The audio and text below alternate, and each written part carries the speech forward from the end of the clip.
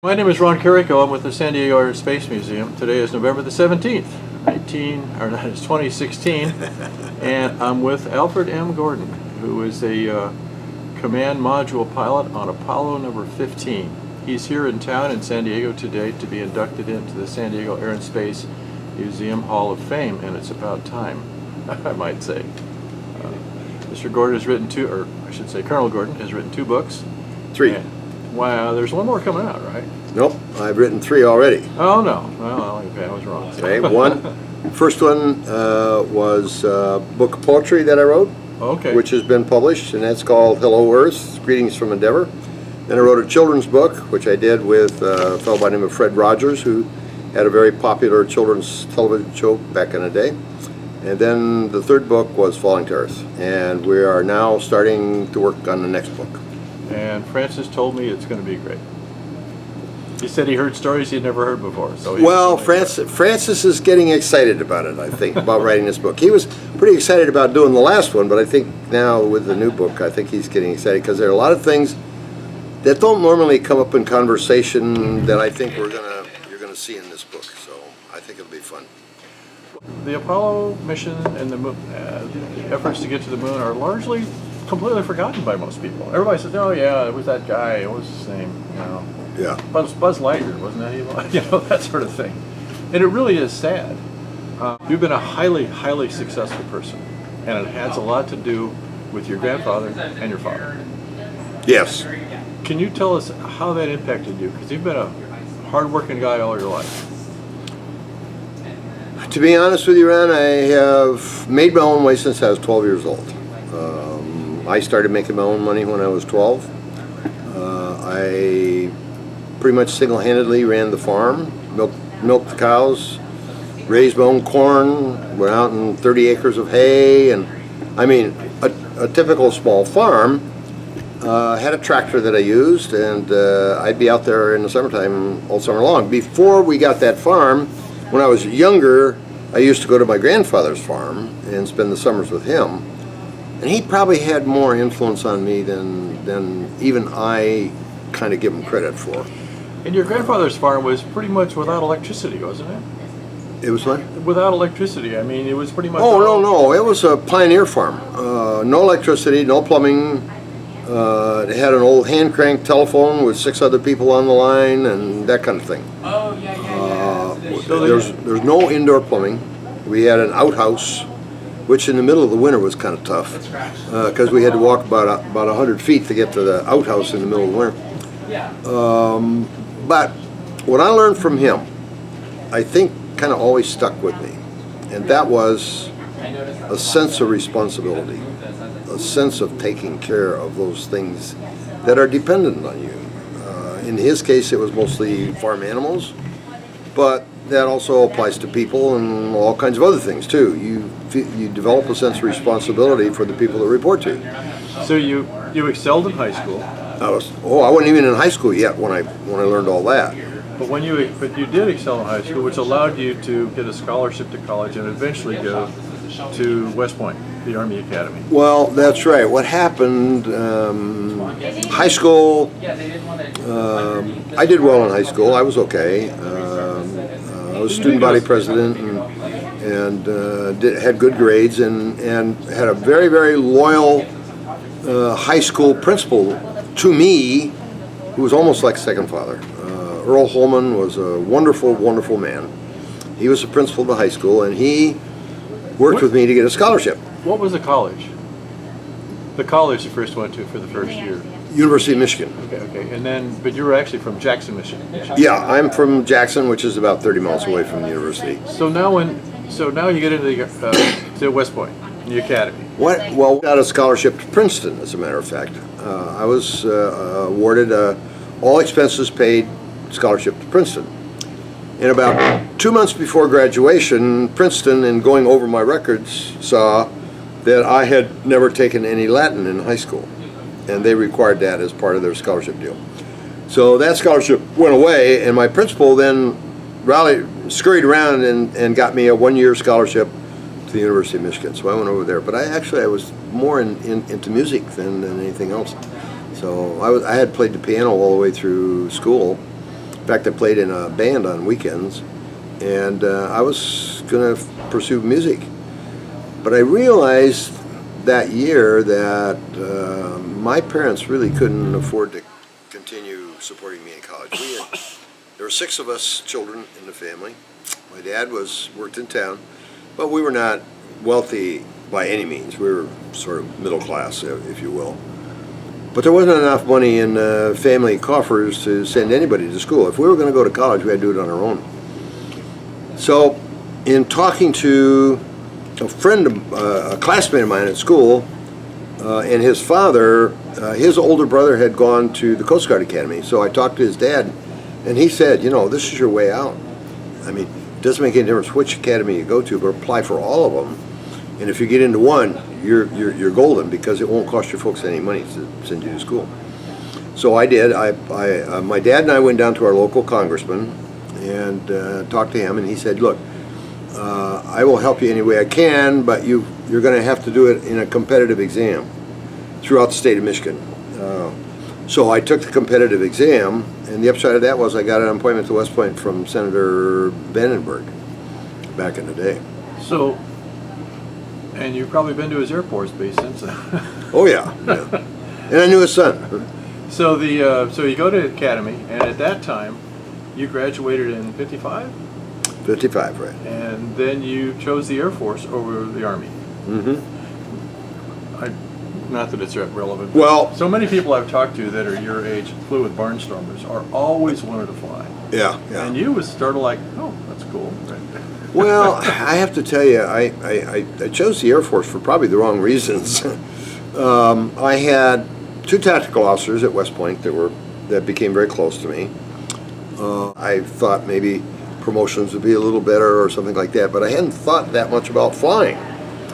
That happened when I went to flight training. So you graduated in which class?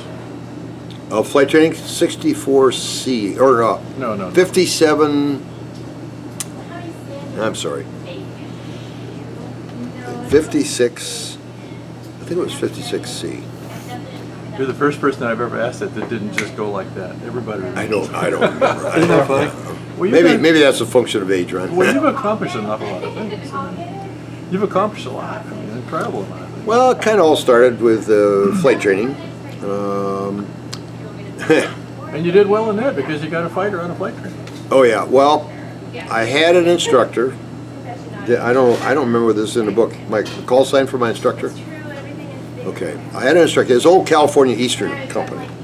It was a contract training school. Right. Yeah, that guy you didn't like very much. Well, his call sign was Bendix. There you go. Because he washed out a lot of students. Yeah, right. There you go. I suppose that had something to do with it. Anyway, what I found was that he was yelled at us and honest. He was honest all the time. And I got to the point where I could do whatever I needed to do with him yelling in my ear. Not that I would ignore him, but that I just realized that he was putting stress on me I didn't need, and so I kind of ignored it. I started doing instrument training. I found that was my ticket. I really loved to fly instruments. And I think part of that was that he was a totally different instructor flying instruments. Never raised his voice. Always calm, slow, do this, do that. Never got angry, and I just fell into it. It just came so naturally to me. So when I graduated from flight training, I went in all-weather fighting, all-weather fighters. You went into 86Ds. 86Ds, right? Yeah. And out of DC. I went down to Tyndall for all-weather training, Yeah. and we flew 86Ds down there. Yeah. I had an instrument ticket that allowed me to land 00. Wow. That was pretty unusual back in those days, Yeah. because the only thing we had to get into a runway was GCA. You know They didn't have ILS. You know they don't teach GCA at pilot training anymore? I would imagine. I can't. Okay, the other day we had a super moon. I heard. I didn't see it. You didn't? Missed it somehow. I forget now why. Oh, wow. Well, at any rate, I mean, you can still see that it's larger than usual. Did it look big? Oh, yeah. And bright. I think it was at 216,000 miles, and And you've been, Well, it's its closest approach because that's why it becomes a supermoon. yeah, and that since 1948, so. There's an eclipse coming up next August too, but it'll hit up in Oregon. So, now that you're as close as you've been since 1971, what are your reflections on being there in 1971, in July and August of 71? Well, June and July, basically we lived at the Cape, at Kennedy Space Center. We just trained all day long, and kind of interesting because we went into quarantine a month before the flight, and I guess you know the story about the quarantines. They put the first crews, like 11 and 12, in quarantine after the flight because they were concerned about bacteriological contamination coming in from outer space that crews would bring back with them. That was a Carl Sagan issue. He was the chairman of the Bacteriological Contamination Committee, and he used to come in and give us these long lectures about the dangers and what could happen and this, that, and the other thing. But it was all so funny. And I give you an example. We went into quarantine after the flight, those first two flights. Why? Well, because we've got to worry about the bugs. Well, how long is quarantine? 21 days. Why 21 days? Why do you put them in quarantine for 21 days? Well, kind of. That's the period that we would see something happening here on Earth. And the issue is, well, yeah, but we're talking about something that's not from Earth. We're talking about something that's from, so how do you know 21 days? Well, we don't, but that's our best shot. The other thing was they wash the spacecraft down with iodine when it gets in the ocean. And you say, why iodine? Well, because that kills all Earth bugs. So, well, what if it's food for some bugs that we might be bringing back from somewhere else?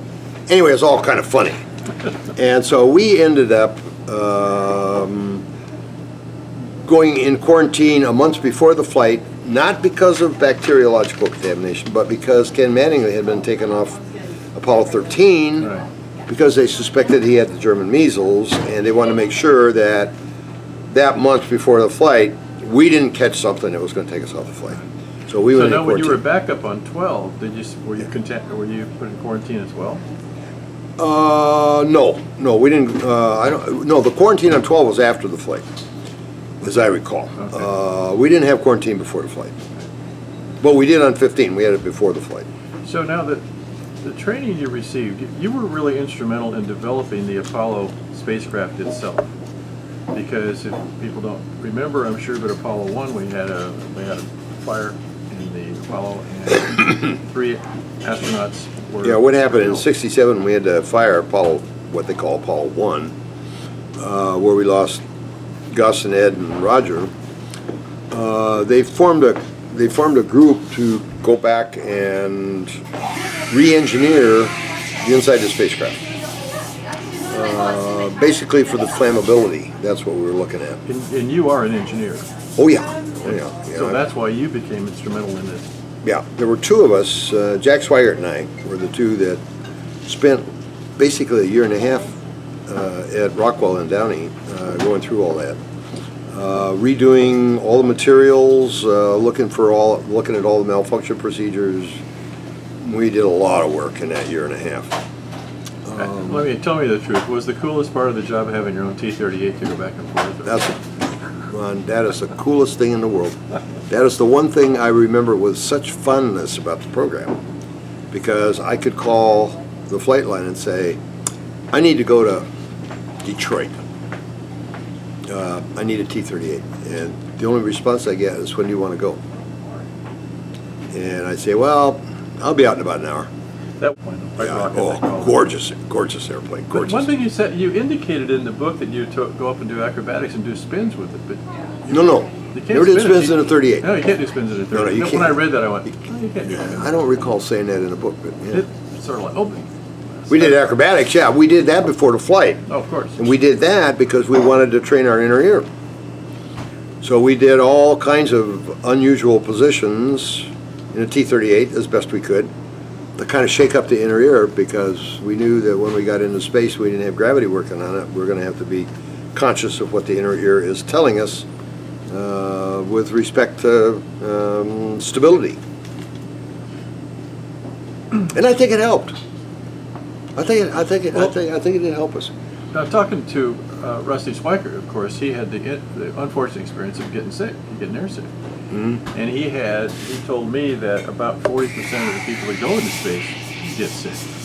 And even after they fly on the vomit comet and all that sort of business, they still have problems. Yeah, I couldn't verify that. I don't know if it was 40%, but Rusty did get sick in space. Other guys had problems in space, but no, I don't know of anybody that got sick like Rusty did.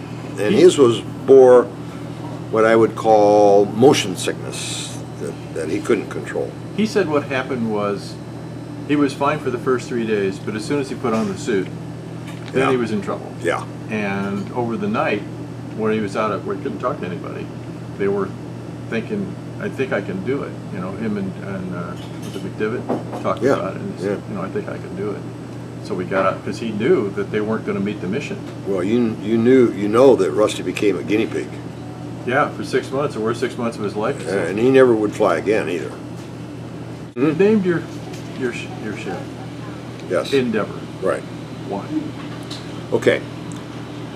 We, as you know, the crew has a responsibility of naming the two spacecraft and picking their own crew patch. The Lunar Module was easy. We named that the Falcon after the Air Force mascot. The Command Module was a different issue, and we were really looking for names, and most of the really good names had been taken. Well, I had a geology instructor named Farouk Elbaz, who is one of the world's great people. Well, you talked about a lot in your book. Oh, he's a wonderful, and still a very good friend of mine. And you probably know his story. He came over from Egypt. He actually defected from Egypt back in, I guess it would have to be the 60s, because he had married an Irish girl when he was going to MIT, and the Egyptian government wouldn't recognize the marriage. And so they went through this and that and the other thing, and they conscripted him, put him in the army, and sent him out to the Sinai to teach the troops. He was a petroleum engineer. And Pat went back to Boston where they had started, and he eventually, okay, so he went to Heidelberg to give his lecture, but instead of going back to Egypt, he got on another airplane and went to Boston. So he was in Boston. He worked for Bell Labs as a geology instructor, and he was basically my geology instructor, but he was a lot more too. I mean, he was my friend and everything. Did he suggest Endeavor then? What happened is he was coming down to continue with the geology training with me, and he came through Washington National. It used to be National, it's now Reagan, but it used to be National. And he was just kind of looking in the store, and he saw this book on old explorers, the picture book. So he picked it up and looked through it and thought maybe that would be something that we ought to talk about. So he brought it down, and we went through it, and here is Captain Cook's ship Endeavor, which he used to sail to the South Pacific for the first scientific voyage to the South Pacific. Considered the first scientific voyage. Apollo 15, we considered the first scientific voyage to the moon. So that was a perfect name. So that's why we used it. So Endeavor is spelled with English spelling. Yes, that's why. And then after that, in honor of Apollo 15, they named one of the shuttles Endeavor. Well, I don't know whether it's in honor of Apollo 15 or not, but yes, they did name one of the shuttles. Cook, at least. Yeah, and they spelled it the same way, so there was a connection. Although if you talk to shuttle guys, they probably don't know that we started that name. A lot of them do. Too bad Captain Cook met his end in Yeah, you know, why was it? Hawaii, yeah. Well, they got him the second time he came. Yeah. He was there the first time. Well, they thought he was a god, and then they tried to see if they could kill a god. But at any rate. Yeah. Okay, let's talk about the crew positions. I never can quite understand. It seems like everybody wants to have the name pilot attached to it. The commander, David Scott. The colonel. Right.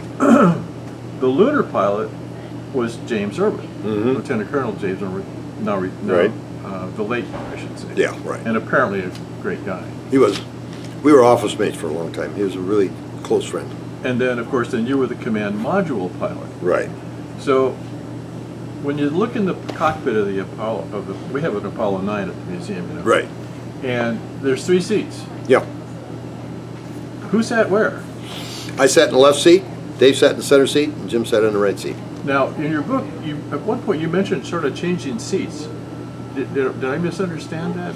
Well, what happens, the the way we arranged this whole thing, Dave sat in the left seat during launch. There you go. I sat in the center seat, There and you then go. Jim was over there. Right. As soon as we got into orbit, Dave and I switched seats. Now, the reason why, I mean, you mentioned that he had his hand on the abort switch. Yeah, and we did everything we could to prevent him from using it. Oh yeah. So when you actually fly the thing, it is, to a certain extent, it is flyable. The Apollo. Oh, yeah. Oh, I mean, sure. You can, You just don't have any aerodynamics working on it. right. And when you're coming back, and I'm kind of getting ahead of myself here. I really want to do it chronologically. Okay. But I just can't resist. I don't want to forget to ask. There are Okay. rear view mirrors in the thing. Rear view mirrors?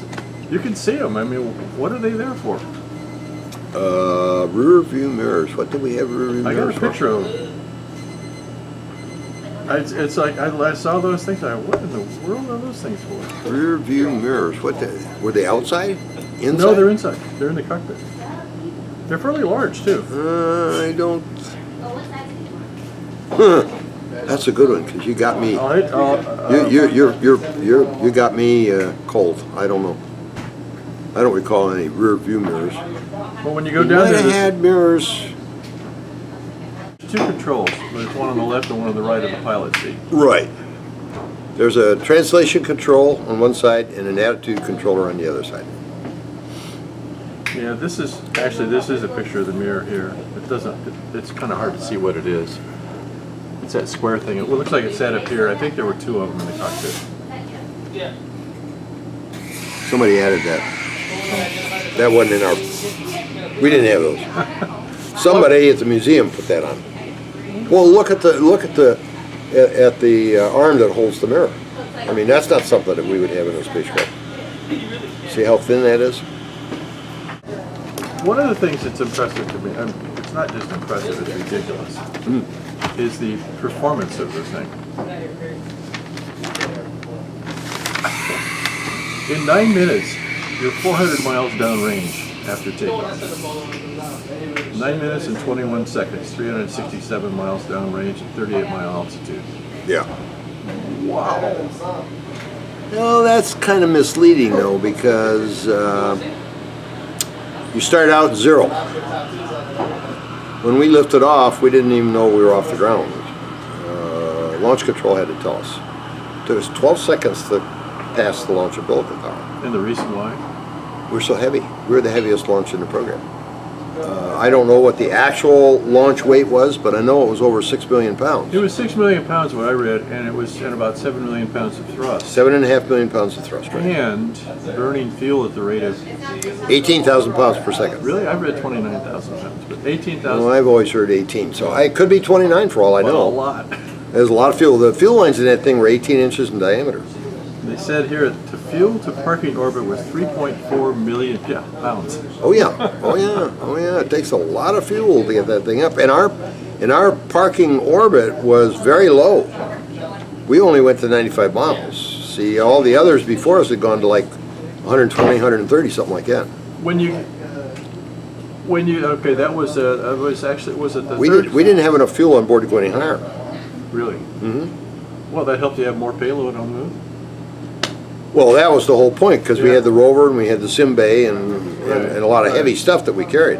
The amount of G-forces accelerate as you accelerate it up. You finally up to 4.5. 5. Well, you start out at 1, and as you burn out fuel, of course, you get lighter, and the thrust is still the same, so you accelerate. And at the end of the first stage burnout, we're doing about 4.5 Gs. And they're x-axis Gs, so Right. it's no big deal. But what was interesting to me, reading your book, where you guys were all interviewed within a couple weeks after landing, was the vibration wasn't as bad as some people expected. That's right. But the separation was. It was a little different.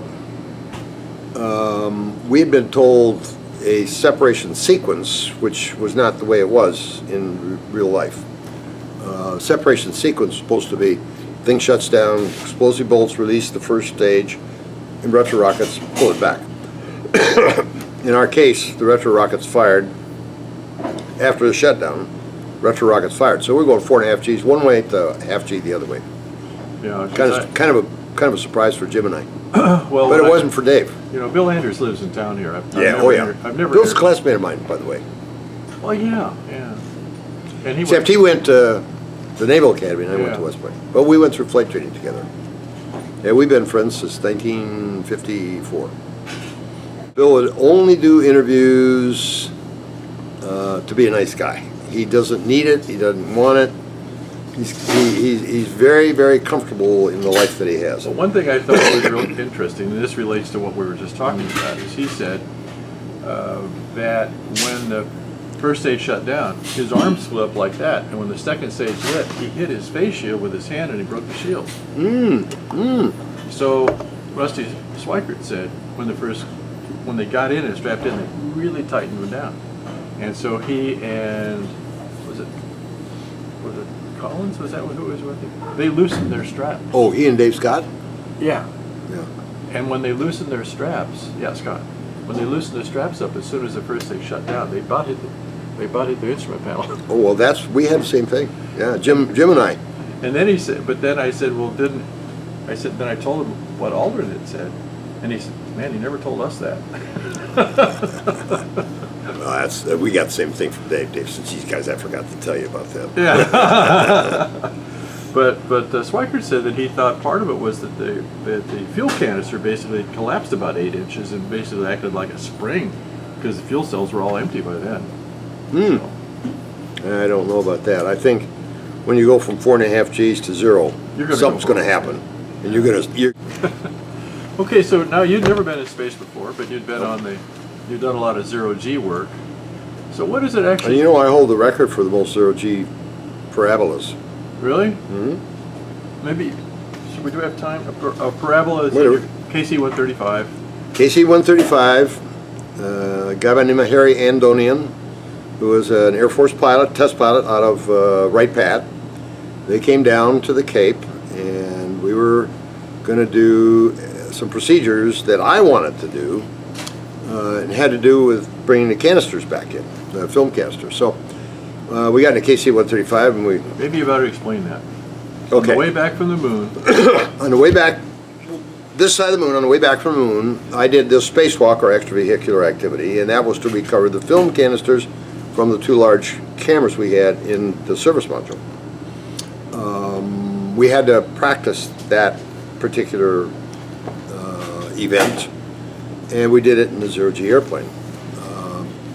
So we all loaded in the airplane at Patrick, and we started doing parabolas, and we got up to 50 or 60, and everybody's saying, well, that's enough, let's go home. And I said, no, I want to do it a little bit more. And along about 80, Dave Scott says, I think it's time for us to quit and go home. And I said, no, please, Dave, I got to do some more. So we kept going and going and going. We ended up doing 120. As a matter of fact, there is a photograph of the KC-135 on the ground with the whole crew and a big flag out in front that says 120 parabolas. I'll see if I can find it. And I got it from him, and I may have a copy of it. So what is it? Now, I mean, almost all of us Earthlings are familiar with falling off or jumping off of a diving board, that feeling of floating for a bit. Mm-hmm. How does that compare with actually being in space? Well, the difference is that when you get in space, it's continuous. You just have to live with it 24/7 in space. Diving off a diving board, you're going to hit the water. Doing a 0G airplane, you got maybe 25, 30 seconds of it, but you very quickly come back down to 1G. In space, it's just there all the time, and you have to get kind of used to it. When you first get up, you're first in orbit. I mean, I think the first thing you're probably going to do is look out the window and go, wow. But after that, well, you're still strapped in, though. Well, as soon as we got in orbit and the thing shut down, we unbuckled and got to a window so we could look out. And your feeling of, Joe Engel described it, feeling this full feeling. You know what, I didn't really notice it so much then. That feeling does come on to you, though, that, you know, it's funny. We rely on gravity for so many things. We don't even really think about it very much. But an example is, how do you know when you're hungry? Well, it's because the weight in your stomach gets lighter and lighter and lighter as the food gets digested. And eventually you hit a trigger point where the stomach says, I'm hungry.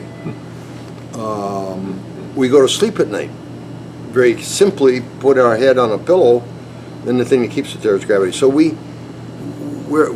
have gravity that does so many things for us that we kind of don't think about how it would be without it. But when you get in space, now you have to consider all that. And it's great fun. I had a terrible time going to sleep the first night because I couldn't stop my head from wandering around. Oh, really? Oh yeah, yeah. I thought you had some sort of a cocoon body bag or... No. We had a sleeping bag that came up to the neck, and your head's out. I ended up having to put my head where the shoulder was in the bag to stabilize my head so I could go to sleep the first night. Now, well, as soon as did you do one orbit of the Earth, or... We did like 1.5. We went around once, and then when we came around Hawaii the second time, then we fired off and went to the moon. Started off. And so in the meantime, and that's prior to that, is when you had separated and taken the LEM out. And No. We still had the LEM with us then. Really? The LEM was still in its shroud. We were all one vehicle. Command module, service module, shroud, and S4B were all tied together. We fired up the S4B and started on our way to the moon, and that's when I undocked and pulled the LEM out. We did not do that in Earth orbit. So that was your job? Yeah, oh yeah. I mean, because you are the... Well, I'm doing all the flying at that point from then on. But now you and Scott were basically... He was trained to do both, right? Operate. Well, that's why, yeah. Well, see, in the program back in those days, to become a commander, you really needed to be a command module pilot first, because then you only got one vehicle to learn, right. One additional vehicle. That's why it's tough to put an LMP in as commander like Gene Cernan, because he's got to learn both. And that was the one thing that caused Jim McDivitt to resign as the project manager. He didn't like that. Every other commander was a command module pilot first. So that was professionally, that was the way to advance through so the program. If the program had gone through Apollo 25, you would have been the command pilot. Could have been. Could Yeah. have been, yeah. Well, it seems like you were real popular with everybody, and and you certainly get the Yeah, job except for the little cover incident that we had, which killed everything. Yeah. Someone I've been asking people, what would you ask an astronaut? I like to know. So my wife said this morning, I wonder if he still dreams about it. No, I don't so much. My head is in a different direction these days. I think about it. If I see the moon up there on a nice clear night, I'll sometimes think about it. You look at the dark basins that face the Earth from the moon, and you think about all that. But basically, I'm more into, these days, giving thoughts to what is the space program really all about. Let's go there in a little bit. Okay. Let's get there in a little bit. Okay. But right now, let's talk about you're going to the moon. Exit velocity is some 25,000 miles an hour. Right. The moon has gravity too, and as you accelerate away, as you go away from Earth, you're actually decelerating for a while until you kind of get over the hump. You are in a very high elliptical orbit around the Earth. And the apex of that ellipse is inside, it's at a point where the moon's gravity becomes greater than the Earth's gravity. So instead of pulling us back, the moon's gravity pulls us. And that crossover is about 2/3 of the way. I never really figured it out exactly, but I'd say 2/3 to 75% of the way. Wasn't there some discussion of what's out there at that place where the gravity is balancing? Is there dust and clouds? Oh yeah. You're talking about Lagrange points. There are 5 Lagrange points. 3 of them are on a line between the center of the Earth and the center of the moon. 2 of them beyond the Earth. 1 beyond the Earth, 1 beyond the moon, and then 1 in the middle. Then there's L4 and L5. L4 and L5 are off about 60 degrees from the Earth. If you were to draw a line to the moon, 60 degrees off that, there are L4 and L5. Now there's always has been kind of a big group of people that formed the L5 Society in this country. A guy by the name of Jerry O'Neill, who's a professor at Princeton, started this thing years ago. And it's because the gravitational effects of the Earth and the Moon and the rotation of the Moon around the Earth, and it takes in all the gravitational effects. Those L4 and L5 are positively stable points. If you were to put something in there, it would stay there forever. You could push it and it would come back. So it's a positive equilibrium spot. Be a great spot to put a space station, because you would never have to worry about lowering or raising its orbit or moving it around or doing anything. It'd be there forever. That's the L5 point. That's the Lagrange point number 5. So now as you're approaching the moon, and you had to slow down. So you use the service module engine Correct. to slow down. Correct. A lot or a little? We had we had to reduce our velocity by about 3,000 miles per hour. Okay. So that's a pretty big jump. So yeah, we went. In fact, what was funny about that run is that we went into the moon back. We never saw the moon. Yeah. We went in backwards, and it's at that point where you're about to go behind the moon. You say, "Boy, I sure hope Mission Control got this right," because we're only 60 miles away. Yeah. And after a 250,000 miles, 60 miles is not very much. Yeah. So you say, well, yeah, I sure hope they got it right. Hundredths of a percent of an angle. Oh yeah, very tiny. So when you're actually going to the moon, do you have to lead it like you would shooting at a bird? Absolutely. So You got to lead it by about 4 days worth. So it's 1/7 of its total trip around the world. So that's about a little over 20 degrees. okay. So you got to lead the moon. When you leave Earth's orbit, you got to lead the moon by, it's just a quick off the top of my head thing, by about 20 degrees. So now when you actually arrive at the moon, you go into an orbit, and the orbit time seems to be about the same time as going around the Earth. It's a little longer. It's 2 hours. 2 hours. 2 hours, almost 2 hours exactly. Now that makes. And here on the Earth, it's about an hour and a half. But that I'm trying to figure that one out. Why does it take longer? You would think it would be shorter because it's a shorter. Because your orbital velocity at the moon is about 5,000. Around the Earth, it's 17.5. So around the Earth, you take the circumference of the Earth, which is 24,000 miles, and you divide 17.5 into that, and you got about an hour and a half. Yeah. Right. Okay. Right. On the moon, and I haven't figured out the circumference of the moon, but it turns out that at 5,000 miles an hour, you go around it once every 2 hours. Now your job. Which tells me that the circumference of the moon is 10,000 miles. So your job was to run various and sundry experiments. Yes. You had a 24-inch panoramic camera, U2 camera basically, wasn't it? Yes, it was a camera that was designed back in the 50s for the U2 program. And you said in the book that you could see a rocket 3 feet in diameter. Oh, I could see. You probably Unbelievable camera. Yeah. I have some pictures of the lunar rover that I took with the panoramic camera. Yeah. Someone set up a U2 camera on the opposite side of Coronado and took pictures back at the city. And you could see the pictures on the wall in the office buildings and see what they were. Oh, I know. There's some good cameras out there. You know, it's kind of interesting because back in those days we didn't have any digital cameras. Right. So it all had to be film, and that was one of the film cameras. And then there was the mapping camera, which is as I recall, it was like a 4 or 5 inch. It says 3 inch. That's what I'm looking at. 3 inch. Yeah. Yeah, it could be 3. I forget now. There's a lot of the fine details are kind of gone from my mind now, but it had a laser altimeter that recorded the altitude above the surface in the center of the picture. What was the lowest altitude you went to? We got down to about, I'm going to say somewhere around 24,000 feet.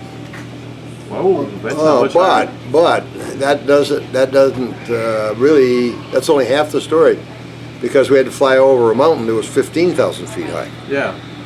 So we were really like 9,000 feet. Did you map that? Was your cameras on at that time? Oh no, we did that because we wanted Dave and Jim to be as close to the landing site as we could get them, so that they would have more fuel at the end to maneuver. So, see, the lower I drop them off, then the less fuel it takes for them to get down. So did you drop them off that low then? Well, the orbit was such. Yeah, I think we dropped them off somewhere around the side of the moon, but they were still in that low orbit. It's one of the things. Kind of aside is talking to Joe Engel about the speed reduction to come out of orbit in the space shuttle was like 300 feet per second. It's hardly anything. I was surprised. They just back off a little bit. Oh, it doesn't take much. When you're in Earth orbit, it doesn't take much. Yeah. Because you're coming down enough in the atmosphere where the atmosphere, the friction in the atmosphere really slows you down rather quickly. Now, if you would have, this is, See, we didn't have that problem. We didn't have to slow down. We came back, when we hit the atmosphere, we were back up to 25,000 miles an hour. right. And when you were orbiting the Earth, I was just thinking, I mean, you stayed pretty much around the equator of the moon, correct? No. No, in fact, we had the highest inclination trajectory at the moon of anybody. Well, they were up pretty high. They were up at 10 degrees north or something like that. We were 27. Really? Yeah. Oh, we were very high. Could you have orbited the Earth from pole to, or the moon from pole to pole? No, we didn't have enough fuel to make that kind of a correction. I But just think because if we had gone in that way, we could have. I mean, that would, if that were all decided before we got there, absolutely. and you would have had the Earth in sight the whole time. It depends. If we were going, no, we wouldn't do that either. We would be probably going around the moon in the same plane as the moon and the Earth. It all depends. I've never even thought about it really, but it depends on how much fuel you got on board, how Yeah. big a correction you can make. So now you were 3 days by yourself, and you were really busy. Very busy. In fact, I worked probably 20 hours a week, a day. Wow. And it was kind of nice because I could really get stuff done quickly because I didn't have those two guys getting in my way. Well, in that the amount of space is unbelievably small.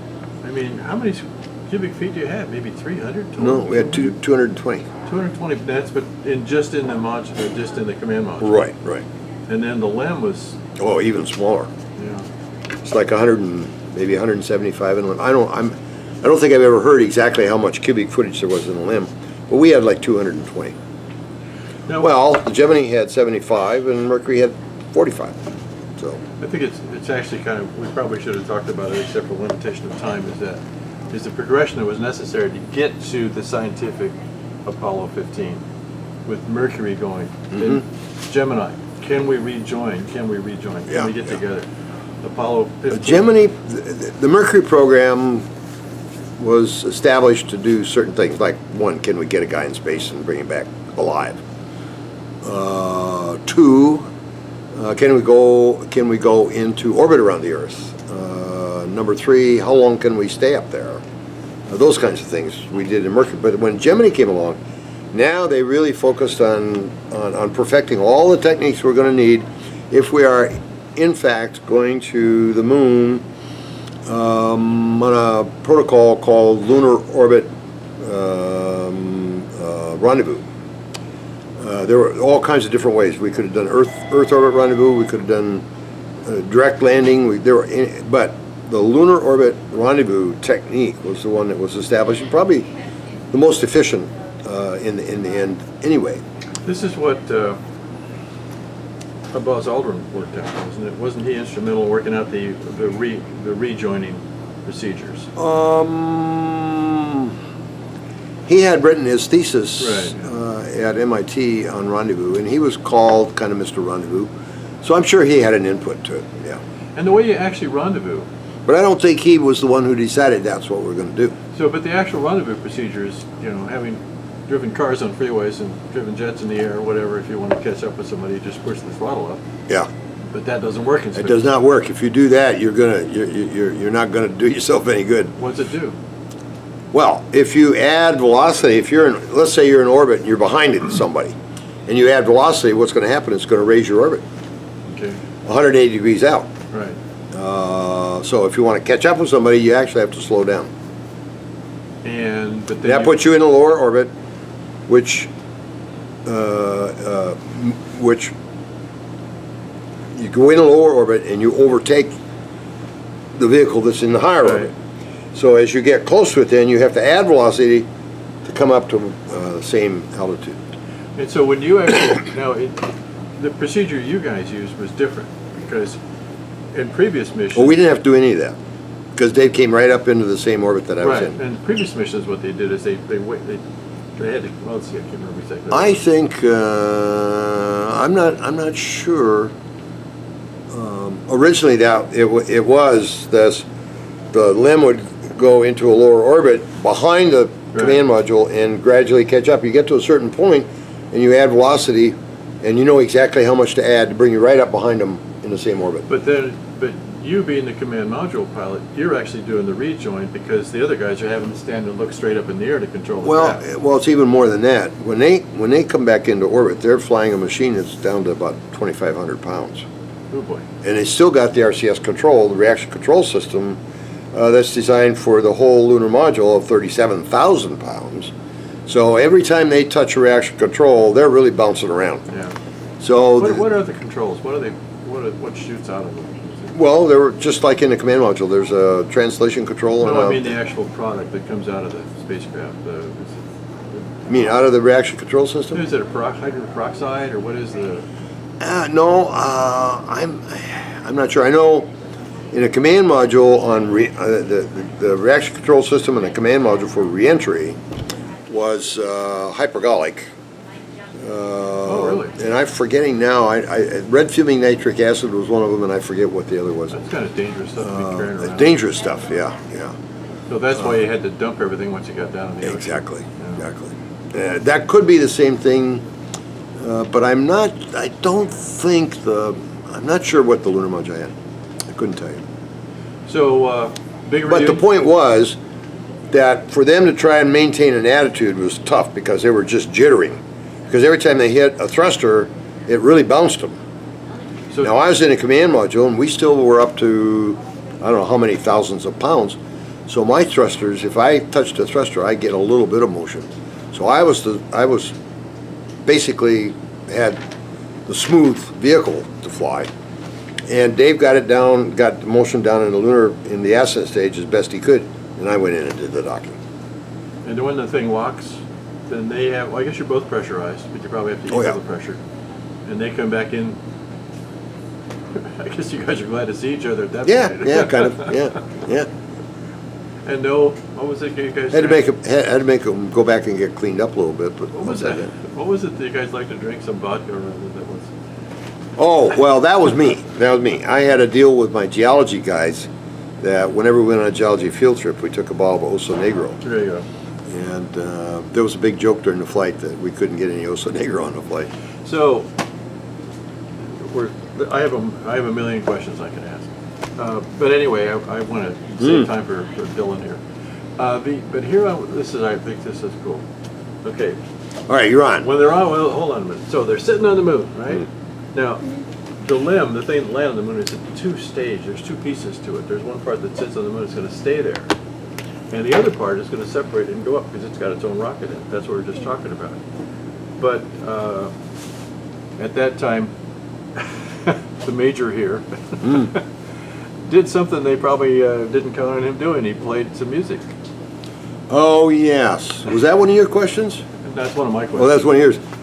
I played the Air Force song. We were all three Air Force guys. I thought that since they'd been walking around on the moon for 3 days, they ought to be reminded that they were in the Air Force. So I played the Air Force song while they were getting ready to launch off the moon. But I played it for Mission Control. I didn't expect them to get it. And what happened is the guy in Mission Control had flipped the switch, and they were getting it in their headset. It's that which did not make what the wild blue which did, did flying high. which did not make David very happy. But later he was happy with it. Well, yeah, later he took credit for it. So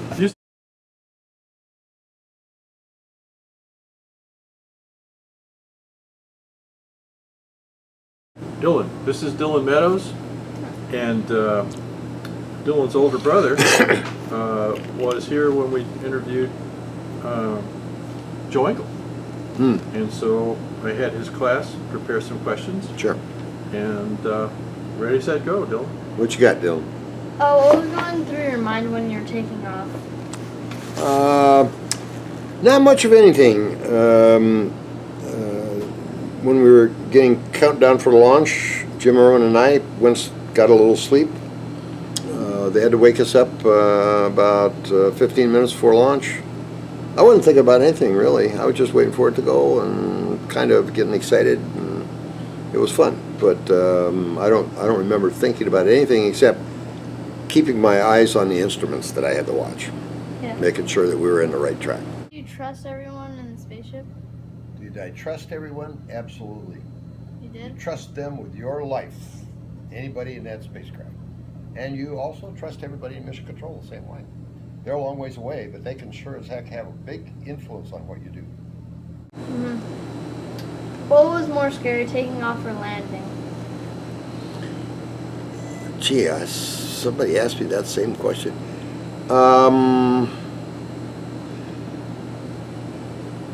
They're about the same. I think in terms of how scary they are, when you take off, you realize that you got millions and millions of pounds of fuel on board that could explode. Mm-hmm. And when you come back down, you got 3 parachutes you got to rely on.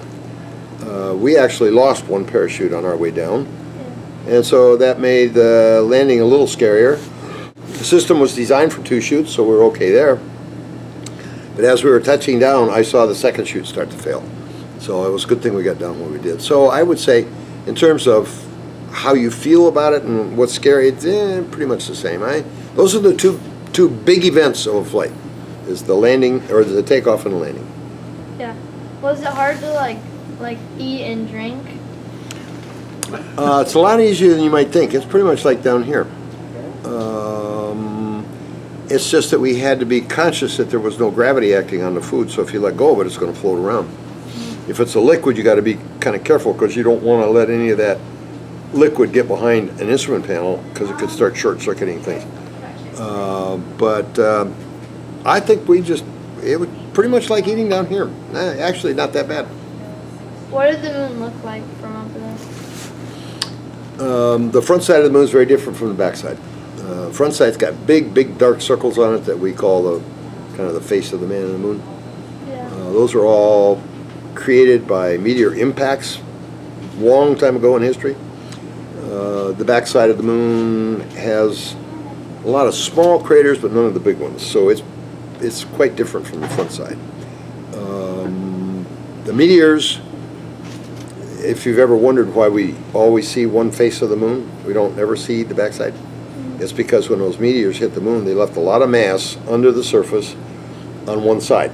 And then the Earth's gravity forced the moon to rotate to the point where that offset gravity stabilized. And that's why we only see one side of the moon. I'm glad you answered. Someone asked me that, and I had no idea. Yeah, That's yeah. interesting. Yeah, it's an offset gravity situation. But the moon actually lags in its orbit, doesn't it? Sort of fall behind it. It's about a 1.5 degree wobble. It's not much. Are the equators parallel? You know, I never thought about that. I don't know. Do all the planets spin the same way? No. I'm thinking, I don't know that much about them, but I'm thinking there's at least one planet that spins the other way. Go ahead. I'm sorry. I'm sorry, Dylan. You done? Yeah. That's it. Okay. Okay. Let me ask some more questions. All right, one more, and then I gotta go. Okay. Flashes, light flashes. Light flashes. What are Those those? are cosmic particles that kind of slice through everything. And this has been an ongoing investigation in space because we want to find out if they're really going to cause a problem on a 1.5-year flight going to Mars. What we did is we put on blinders on the way out and on the way back, and we reported to Mission Control any light flashes that we saw. And what we would say is left to right, or 10 o'clock to 4 o'clock, or something like that. And everybody saw the same thing? No. Just individuals would see it. Jim would see something different to me than Dave, because these are just very tiny particles. If they happen to hit both of us, yeah. But basically, you got your own light flashes. So after you did your spacewalk and collected the materials, then you just basically had time off for a couple of days. There was not a lot to do besides clean the place up and get ready. Well, not exactly, because I was very busy all the way home. I had to deal with Mission Control that I would do my own navigation through the system than we had. And I don't know whether you know what the system is, but Mission Control formulates what they call a state vector. A state vector is 3 components of location, 3 components of velocity, and then time. So you've got 7 factors that go into a state vector, which identifies where you are, what direction you're going, and how fast you're going, at what time.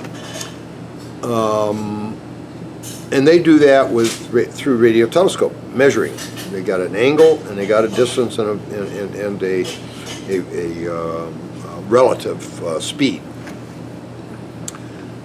We had very small computers, you know, that we could take. We only had 75K of memory on our flight, and they couldn't put all the programs in a computer. So the one they took out was called Return to Earth, which we thought was kind of interesting. Didn't like that very much. But because of that, I got to thinking one day about what would happen if we go to Mars and we lose all radios. How does the crew get back? So I made a deal with Mission Control. If I could stay within their state vector ellipse, see what you develop a state vector and then you forecast it forward. And as you forecast it forward, all the uncertainties begin to make it gets bigger. The state vector gets bigger and bigger. In other words, you're not as certain of where you are. So periodically during the flight, they would reinitiate your state vector, which would bring you back down to a point. And I said, you know, I want to do that on my own, because if we have a problem going to Mars, we've got to figure out a way to get back home. But, question. You said when you were on the dark side, the back side of the moon, when it was completely dark, and you looked up at the sky. Whoa. Backside completely dark? Now, when you were on the other side, away from the Earth. Backside. When it was completely dark. No. Why do you say completely dark? Because you were looking out into space away from the moon. And you The said, dark side of the moon's away from the sun. Right. The backside's away from the Earth. Right. Backside was not dark. Okay, well, the site where it was the darkest, when you were in complete darkness. Was off about 10 o'clock. If you were to look at the moon, at about 10 o'clock, where I was shadowed from both the Earth and the sun. And? It's on a small pie-shaped wedge. And when you looked up in the sky, what you saw was? Zillions of stars. Zillions. So, but I think you said in the book it was so hard to tell what star was which. How would you navigate in a situation like that? Oh, the computer knew. I kept doing it often enough so the computer had a pretty good handle on it. On the way back home, that wasn't a factor because we were out of that dark side of the moon. Right.